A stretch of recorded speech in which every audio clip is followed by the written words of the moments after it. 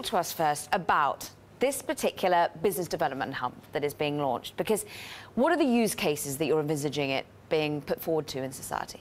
Well, there's two things that C4DR will do. One is it will help corporates and startups figure out how to take advantage of these pioneering technologies of the fourth industrial revolution. But the other side is we're going to help society and government figure out how to cope with the impact of that and actually thrive. Something we believe is that technology, we should be the masters of the technology and use it for good in society. But we don't really know what to do yet. So C4DR will be creating a series of experiments to figure out what society can do to help cope with the effect of and use to our advantage these technologies. I mean, you were, of course, an advisor to the government, on blockchain in particular. I mean, was it almost a reverse inquiry here? You saw that the government wasn't quite understanding the applications of this new modern technology and how in which it could be used to address this new change that we see upon us?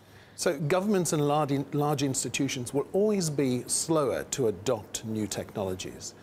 Even things like blockchain, which just only a few years ago were, blockchain and Bitcoin was the money launderer's weapon of choice.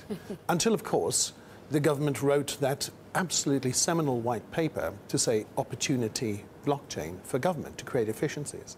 So once these technologies go through their, the challenging initial cycle of being slightly Wild West, to start to be useful for efficiencies for companies and society, that's when you see standards emerging and use cases that are so profound. So Eric, I can see that this is already, though, quite a crowded space. I'm looking at Microsoft Ventures. If you're into AI, you could go to that particular accelerator. Perhaps you could go to Level 39, your old haunt, if you're doing Bitcoin and blockchain.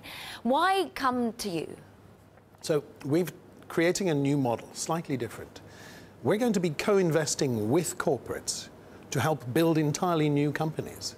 So we're sharing the risk with them. This is really an interesting model. The first one... What sort of amounts would you fund of a startup? So right the way from seed all the way to growth. Obviously, we're a younger business, and so we don't have as much capital as the bigger companies. But we take our stake by taking risk early stage with them in the growth. And we announced the first one with Swisscom.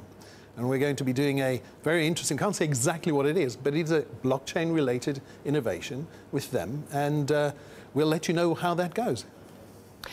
Then talk to us, therefore. You've got the corporates joining, co-investing, funds being raised. I'm also very interested in the Cocoon Networks Innovation Centre. Now, this is where the hub that you're creating, first of all in London, is actually going to be based within their hub of London. Chinese-backed international investment platform. You say the first of its kind. What's interesting about this?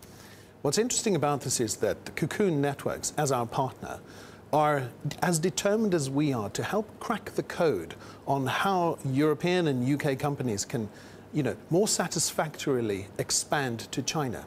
When you think about it, there's 2 or 3 unicorns a year that come out of the UK and Europe. But if we had real access to the Chinese market, it could double that. So that's what Cocoon Networks are very interested in. And this is just one of the first of many hubs. Where else are we looking to expand this? So C4DR is establishing itself in London, in Zurich, and in Shanghai initially. But we are in discussions, and we're only 3 days old today. We've already had incredible response from around the world who also want to discuss with us the opportunity of bringing C4DR to their city. And while you're here, I mean, I have to ask more about your experience, having worked in the UK so well, having worked within Level 39, particularly in fintech.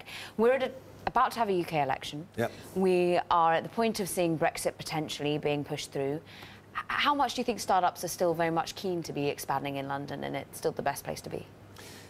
The advantages that London brings are not going to go away overnight, regardless of what happens about Brexit. In fact, it's interesting because an entrepreneur's mind is whatever you throw at them, their job is to figure out how to cope, isn't it? And to adapt.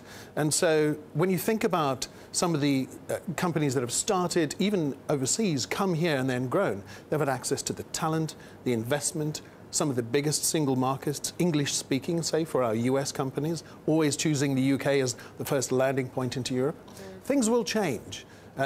Entrepreneurs will have to figure out how to get licensed in more territories. But they'll do that because the advantages of being here will still outweigh the disadvantages. And also on a day like today, where we see these sorts of calls from geopolitical leaders, the G7, against tech juggernauts such as Facebook and Google, which many call London their European headquarters. Yeah. Where do you see, particularly in this time of electioneering, the digital role within society at the moment, within the world of very sad effects of terror attacks and the like?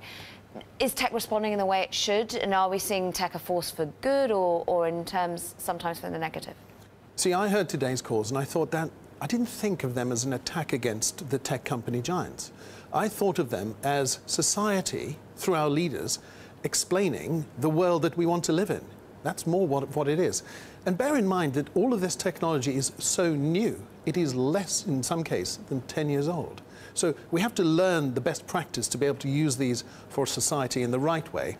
And what those leaders were doing was calling for measures to improve the way that these technologies are used. And the companies will respond, do you think? Oh, they should. They should certainly listen. Well, they certainly are listening. And in many cases, they are responding. And the ones that want to continue to thrive will do so. What we don't want is thought police. What we do want is a safe place, a safe and actually enriching environment for ourselves and our children.